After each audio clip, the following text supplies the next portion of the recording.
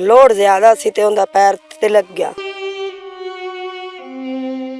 घर साढ़े 2 कमरे नो भी डिग गए, 2 मुंडिया वड्डिया नो भी डिग गए। शादी कोई नहीं जी हुण रखी हुई सी, शादी दिन दुन पाए हुए सी ते मुंजी कमा के ना ते फिर दूसरा ओदी शादी करांगे। साडा सारी बस्ती गिर गई है। अस्सलाम वालेकुम नाजरीन, आप देख रहे हैं उर्दू डिजिटल और मैं हूं आपका मेज़बान नदीम अब्बास। तहसील कमालिया 2025 के सैलाब आया, लोगों की फसलें मकानात तो साथ ले गया, लेकिन 18 साला नौजवान भी दरिया की बेरहम लहरों के साथ दरिया में डूब गया। हमारे साथ इनकी वालदा मौजूद है। हम तहसील कमालिया नवाही इलाका बुस्सी काठिया में मौजूद हैं और ये कैसे हुआ कि इनका 18 साला नौजवान जो है दरिया रावी को अबूर करते हुए अपने घर की देखभाल के लिए आ रहा था तो साथ दरिया रावी के बेरहम लहरों के साथ बह गया। जी बिल्कुल, 18 साला नौजवान वाजिद तहसील कमालिया करैशी था, दरिया रावी अबूर करते हुए दरिया के ज़ाद में आ गए। उनकी वालदा हमारे साथ मौजूद हैं, इनसे बात करते हैं। जी अस्सलाम वालेकुम। वालेकुम सलाम। जी माँ जी, मैं और हमारा चैनल जो है आपकी इस मुश्किल और दुख की घड़ी में साथ बराबर के शरीक है। अच्छा, सबसे पहले ये बताएं कि आपका जो बेटा था उसकी उम्र कितनी थी? 18 साल। अच्छा माँ जी, तुसी ये गल दसो भी 18 साल की उम्र ਦੇ ਵਿੱਚ ਉਹ ਕਿਸ ਤਰ੍ਹਾਂ ਦਰਿਆ ਨੂੰ ਅਬੂਰ ਕਰਦੇ ਹੋਏ ਜਿਹੜਾ ਨਾ ਪਾਣੀ ਦੇ ਵਿੱਚ ਬਹਿ ਗਿਆ ਹੈ? आदमी टप्पे जांदे सी मगर तुरया जांदा सी। अच्छा सी घर। अच्छा, ਤੁਸੀਂ ਇਹ ਗੱਲ ਇਹ ਦੱਸੋ ਕਿ ਜਦੋਂ ਪਾਣੀ ਆਇਆ ਤੁਹਾਨੂੰ ਪਤਾ ਲੱਗਿਆ ਵੀ ਪਾਣੀ ਆ ਰਿਹਾ ਹੈ, ਅੱਛਾ ਤੁਸੀਂ ਆਪਣਾ ਘਰ ਜਿਹੜਾ ਹੈ ਪਹਿਲੇ छोड़ के चले गया है या बाद ਦੇ ਵਿੱਚ? नार ते अड्डे में चले गए। अच्छा, यानी पहले नकल मकानी करके अड्डे ते चले गया है, उस बाद ਉਹ ਜਿਹੜਾ ਵਾजिद है ਉਹ ਘਰ ਕਿਸ ਵਾਸਤੇ ਆ ਰਿਹਾ ਹੈ? ਉਹ ਆ ਰਿਹਾ ਜਮਦਾ ਪਿਆ ਤੇ ਮਗਰ ਆ ਰਿਹਾ ਸੀ ਤੇ ਉੱਥੋਂ ਪਾਣੀ 'ਚ ਲੋਡ ਜ਼ਿਆਦਾ ਸੀ ਤੇ ਉਹਦਾ ਪੈਰ ਤਿਲਕ ਗਿਆ। ਬਿਲਕੁਲ। ਅੱਛਾ, ਉਹ ਘਰ ਕੀ ਕਰਨ ਵਾਸਤੇ ਆ ਰਿਹਾ ਹੈ? ਮਕਾਨ ਵੇਖਣ ਆ ਰਿਹਾ ਸੀ ਵੀ ਆਸ ਮੈਂ ਵੀ ਜਾ ਵੇਖਦਾ ਘਰ ਵੀ ਖੜੇ ਆ ਕੇ ਡੁੱਬ ਗਿਆ। ਉਹ ਸਾਰੀ ਸਫਾਈ हो गई घर दी। अच्छा बिल्कुल, जिस तरह थोड़ा सा पानी कम हुआ और उसके बाद वो बच्चा जो है अपने घर की देखभाल के लिए आ रहा था। अच्छा, आपके साथ कमालिया इकरा नाज़र साहिबा भी आपसे मिली हैं, तो हुकूमत ने आपके साथ तावन करने की क्या बात की है?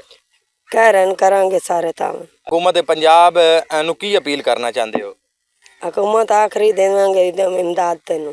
अच्छा, इस तो बाद 18 साला नौजवान दरिया रावी ਦੀ ਜ਼ਾਦ ਦੇ ਵਿੱਚ ਆ ਗਿਆ, ਲੇਕਿਨ ਘਰ ਦੇ ਜਿਹੜਾ ਹੈ ਤੁਹਾਡਾ ਘਰ ਦਾ ਕੀ ਨੁਕਸਾਨਾਤ ਹੋਏ ਨੇ? घर साढ़े 2 कमरे नो भी डिग गए, 2 मुंडिया वड्डिया नो भी डिग गए, 4 कमरे साढ़े डिग गए। अच्छा माँ जी, ये दसो कि ਤੁਹਾਡੇ टोटल कितने बच्चे ने? मेरे 6 बच्चे, बाकी शादीशुदा निक्के निक्के बच्चियां ना नहीं बैठी मेरी निक्की जी बच्ची। अच्छा इस ते को निक्की फिरदी है, निक्के निक्के 6 बच्चे और बैठे हैं, बाकी तो 3 ब्याह हो।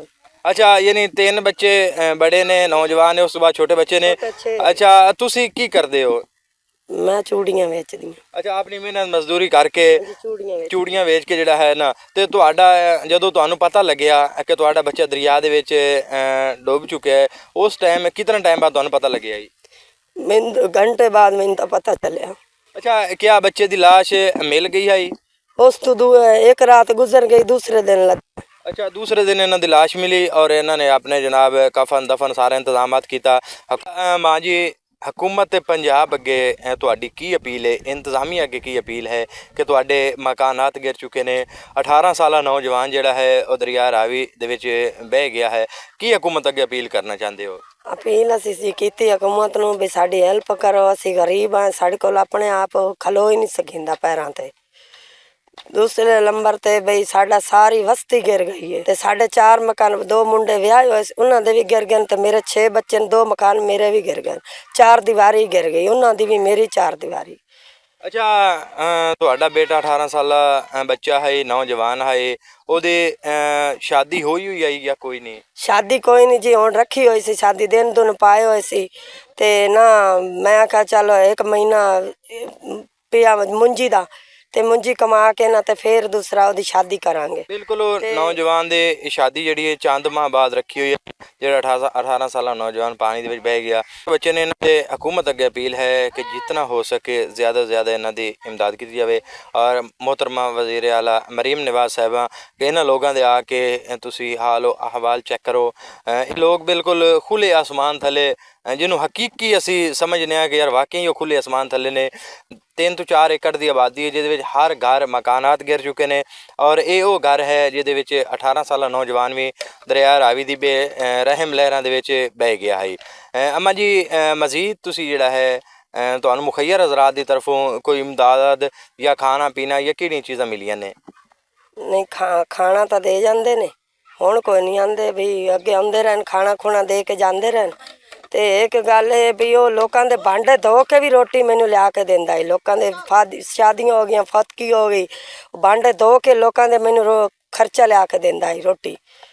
ਤੇ ਦੂਸਰਾ ਮੇਰਾ ਛੋਟਾ ਜਿਹਾ ਮੁੰਡਾ ਹੈ, ਤੇ ਉਹਨੂੰ ਮੈਂ ਨੌਕਰੀ ਲਾਇਆ, ਮੈਂ ਉਹਦਾ ਖਤਮ ਦਿਵਾ ਰਹੀ ਹਾਂ। ਛੋਟਾ ਜਿਹਾ ਮੁੰਡਾ ਤੇ ਮੈਂ ਉਹਨੂੰ ਨੌਕਰੀ ਲਾ ਕੇ ਖਤਮ ਦਿਵਾ ਰਹੀ ਹਾਂ। ਬਿਲਕੁਲ ਹਾਲਾਤ ਇਹ ਨੇ ਕਿ ਪਾਕਿਸਤਾਨ ਪਹਿਲੇ ਵੀ ਗੁਰਬਤ ਦੀ ਚੱਕੀ ਦੇ ਵਿੱਚ ਪਿਸ ਰਿਹਾ ਹੈ। ਗਰੀਬ ਲੋਕ ਜਿਹੜੇ ਨੇ ਪਹਿਲੇ ਵੀ ਜ਼ਿੰਦਗੀ ਬਸਰ ਜਿਹੜੀ ਮੁਸ਼ਕਿਲ ਕਰ ਰਹੇ ਹਨ। ਆਉਣ ਵਾਲਾ 2025 ਦਾ ਸਲਾਬ ਇਹਨਾਂ ਵਾਸਤੇ ਇੱਕ ਆਫਤਨੁਮਾ ਆਇਆ, ਜਿਹਦੇ ਵਿੱਚ ਘਰ ਬਾਰ ਬੱਚੇ ਅਹਿਲੋ ਅਯਾਰ ਸਾਥ ਲੈ ਗਿਆ ਹੁਣ, ਔਰ ਇਹਨਾਂ ਵਾਸਤੇ ਖਾਣ ਪੀਣ ਦੇ ਇੰਤਜ਼ਾਮਾਤ ਵੀ ਮੁਸ਼ਕਿਲ ਹੋ ਗਏ ਨੇ। ਆਪਣੇ ਕਿਸੇ ਬੱਚੇ ਨੂੰ ਨੌਕਰੀ 'ਤੇ ਲਗਾ ਕੇ ਤੇ ਉਹਦਾ ਰਸਮ ਜਿਹੜਾ ਹੈ ਨੇ ਖਤਮ ਦੀ ਰਸਮਾਂ ਨੇ ਉਹਨਾਂ ਦੇ ਅਦਾ ਕਰਨ ਦੀ ਕੋਸ਼ਿਸ਼ ਕਰ ਰਹੇ ਨੇ। ਅਮਾ ਜੀ, ਅਸੀਂ ਔਰ ਸਾਡਾ ਚੈਨਲ ਉਰਦੂ ਡਿਜੀਟਲ ਤੁਹਾਡੇ ਇਸ ਦੁੱਖ ਦੀ ਗੱਡੀ ਦੇ ਵਿੱਚ ਬਰਾਬਰ ਦਾ ਸ਼ਰੀਕ ਹੈ, ਔਰ ਇਨਸ਼ਾਅੱਲਾ ਕੋਸ਼ਿਸ਼ ਕਰਸਾਂ ਜਿਤਨਾ ਜ਼ਿਆਦਾ ਤੋਂ ਜ਼ਿਆਦਾ ਹੋ ਸਕੇ ਆਲਾ ਹੁਕਾਮ ਤੱਕ ਤੁਹਾਡੀ ਆਵਾਜ਼ ਪਹੁੰਚਾਸਾਂ, ਤਾਂ ਕਿ ਤੁਹਾਨੂੰ ਜਿਹੜਾ ਹੈ ਇਹਦਾ ਮਾਕੂਲ ਮੁਆਵਜ਼ਾ ਮਿਲ ਸਕੇ ਔਰ ਜਿਹੜਾ ਘਰ ਨੇ ਉਹ ਦੁਬਾਰਾ ਤਾਮੀਰ ਕਰ ਸਕੋ। 18 ਸਾਲਾ ਨੌਜਵਾਨ ਵਾਜਿਦ ਦਰਿਆ ਰਾਵੀ ਦੀ ਜ਼ਦ 'ਚ ਆ ਗਿਆ। ਉਹਦਾ ਭਾਈ ਸਾਡੇ ਨਾਲ ਮੌਜੂਦ ਹੈ। ਬੇਰਹਿਮ ਲਹਿਰਾਂ ਨੇ ਦਰਿਆ ਰਾਵੀ ਦੇ ਉਸ ਬੱਚੇ 18 ਸਾਲ ਦੇ ਨੂੰ ਆਪਣੇ ਸਾਥ ਲੈ ਕੇ ਗਿਆ।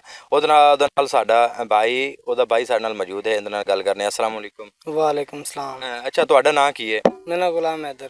ਗੁਲਾਮ ਹੈਦਰ, ਇਹ ਦੱਸੋ ਕਿ ਜਿਹੜਾ ਵਾਜਿਦ ਹੈ 18 ਸਾਲ ਉਹਦੀ ਉਮਰ ਹੈ, ਦਰਿਆ ਰਾਵੀ ਦੇ ਅਬੂਰ ਕਰਦੇ ਆ ਜਿਹੜਾ ਹੈ ਪਾਣੀ ਤੇਜ਼ ਲਹਿਰਾਂ ਦੇ ਵਿੱਚ ਬਹਿ ਗਿਆ, ਉਹ ਤੁਹਾਡਾ ਭਾਈ ਹੈ, ਤੁਹਾਡੇ ਛੋਟਾ ਹੈ ਜਾਂ ਬੜਾ ਹੈ? ਛੋਟਾ ਸੀ, ਤੀਸਰੀ ਜਗ੍ਹਾ ਤੇ। ਅੱਛਾ, ਤੀਸਰੀ ਜਗ੍ਹਾ ਤੇ ਉਹ ਕੀ ਕਰਦਾ ਹੈ? ਉਹ ਮਜ਼ਦੂਰੀ ਕਰਦਾ ਹੈ ਜੀ, ਕੋਈ ਮਜ਼ਦੂਰੀ ਨਹੀਂ ਉਸ ਬੰਦੇ ਛੱਡੀ। ਤੁਸੀਂ ਉਸ ਟਾਈਮ ਜਿਸ ਟਾਈਮ ਦਰਿਆ ਰਾਵੀ ਦਾ ਸੈਲਾਬ ਆਇਆ, ਤੁਸੀਂ ਕਿਸ ਜਗ੍ਹਾ ਤੇ ਆਏ? ਅਸੀਂ ਮਹਿਫੂਜ਼ ਜਗ੍ਹਾ ਤੇ ਚਲੇ ਗਏ, ਅਸੀਂ ਲੈਣ ਰਨ ਚਲੇ ਗਏ। ਸਾਨੂੰ ਘੰਟੇ ਬਾਅਦ ਪਤਾ ਚੱਲਿਆ ਇਸ ਤਰ੍ਹਾਂ ਕਿ ਲੋਕ ਇਸ ਤਰ੍ਹਾਂ ਹੀ ਕਹਿ ਰਹੇ ਸੀ ਵੀ ਸਾਰੀ ਦੁਨੀਆ ਬੱਚੇ ਨਹਾ ਰਹੇ ਹਨ, ਮੱਛੀਆਂ ਫੜ ਰਹੇ ਹਨ, ਲੇਕਿਨ ਉਹ ਕਦੀ ਨਹੀਂ, ਯਾਨੀ ਕਿ ਇਸ ਤਰੀਕੇ ਕਦੀ ਨਹਿਰ ਤੇ ਨਹੀਂ ਸੀ ਗਿਆ, ਖਾਲੇ ਤੇ ਨਹੀਂ ਸੀ ਨਹਾਤਾ। ਲੇਕਿਨ ਖਾਲੇ ਤੇ ਉਹਨੇ ਨਹਾਣਾ ਤਾਂ ਉਹਨੇ ਲੋਟੇ ਨਾਲ ਪਾਣੀ ਪਾ ਕੇ ਨਹਾਣਾ, ਤੇ ਉਹਨੂੰ ਇਸ ਚੀਜ਼ ਦਾ ਅੰਦਾਜ਼ਾ ਨਹੀਂ ਸੀ। ਉਹਨੇ ਕਿਹਾ ਵੀ ਦੁਨੀਆ ਘਰ ਵੇਖ ਕੇ ਆ ਰਹੀ, ਸਾਡਾ ਘਰ ਵੀ ਰੁੜ ਗਿਆ। ਅਸੀਂ ਉਹਨੂੰ ਬੜਾ ਸਮਝਾਇਆ, ਬੜਾ ਰੋਕਿਆ, ਲੇਕਿਨ ਉਹ ਨਹੀਂ ਰੁਕਿਆ। ਉਹ ਆ ਰਿਹਾ ਸੀ ਘਰ ਵੇਖਣ, ਤੇ ਬਸ ਉਹਦਾ ਪੈਰ ਸਲਿੱਪ ਹੋਇਆ, ਉਹਨੂੰ ਪਾਣੀ ਦੀ ਲਹਿਰ ਲੈ ਗਈ। ਅੱਛਾ, ਤੁਹਾਡਾ ਪਿਆਰ ਮੁਹੱਬਤ ਜਿਹੜਾ ਹੈ ਕਿਸ ਤਰ੍ਹਾਂ ਹੈ? ਕਿਸ ਤਰ੍ਹਾਂ ਤੁਸੀਂ ਆਪਣੇ ਭਾਈਆਂ ਨਾਲ ਜ਼ਿੰਦਗੀ ਗੁਜ਼ਾਰ ਰਹੇ ਹੋ? ਭਾਈਆਂ ਨਾਲ ਜਿਸ ਤਰ੍ਹਾਂ ਜ਼ਿੰਦਗੀ ਅਸੀਂ ਗੁਜ਼ਾਰ ਰਹੇ ਹਾਂ, ਮੈਂ ਤਾਂ ਵੀ ਅਸੀਂ ਸਾਰੀ ਜ਼ਿੰਦਗੀ ਭਾਈ ਜੁਦਾ ਨਹੀਂ ਹੋਏ। ਸਾਨੂੰ ਜਿਸ ਤਰ੍ਹਾਂ ਵਾਲਿਦ ਸਾਹਿਬ ਮਾਂ ਸਾਡੀ ਇਸ ਤਰ੍ਹਾਂ ਜਿਸ ਤਰ੍ਹਾਂ ਲੈ ਕੇ ਆ ਰਹੀ ਸ਼ੁਰੂ ਤੋਂ, ਅਸੀਂ ਉਸੇ ਤਰ੍ਹਾਂ ਬਹਿਣਾ ਭਾਈ, ਸਾਡੀ ਕਦੇ ਨਹੀਂ ਅਸੀਂ ਲੜੇ।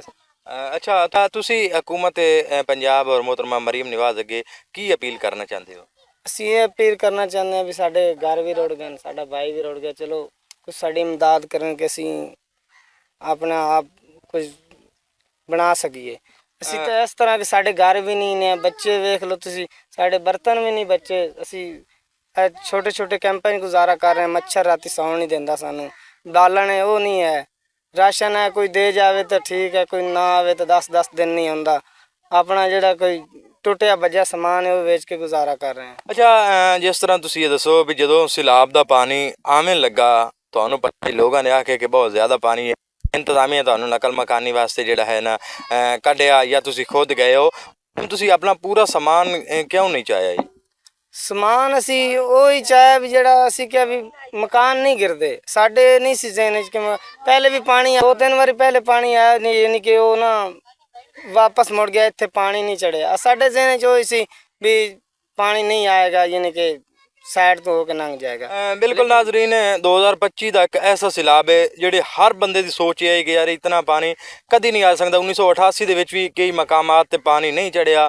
ਉਹਨਾਂ ਲੋਕਾਂ ਕਿਹਾ ਕਿ 1988 ਦਾ ਅਗਰ ਪਾਣੀ ਨਹੀਂ ਚੜਿਆ ਤਾਂ 2025 ਵਾਲਾ ਵੀ ਨਹੀਂ ਚੜਨਾ, ਲੇਕਿਨ ਇਹ ਪਾਣੀ ਬਹੁਤ ਜ਼ਿਆਦਾ ਹੈ, 1988 ਤੋਂ ਵੀ ਜ਼ਿਆਦਾ ਹੈ। ਔਰ ਇਹਨਾਂ ਦਾ ਤਕਰੀਬਨ ਇੱਕ ਆਬਾਦੀ ਹੈ 2 ਏਕੜ ਦੇ ਵਿੱਚ, ਜਿਹਦੇ ਵਿੱਚ ਕੋਈ ਚੀਜ਼ ਵੀ ਨਹੀਂ ਬਚੀ। ਹਰ ਘਰ ਮਕਾਨ ਦੀਵਾਰਾਂ ਸਭ ਕੁਛ ਜਿਹੜਾ ਹੈ ਗਿਰ ਚੁੱਕਿਆ ਹੈ, ਘਰਾਂ ਦੇ ਸਮਾਨਾਤ ਲੁੱਟ ਚੁੱਕੇ ਨੇ।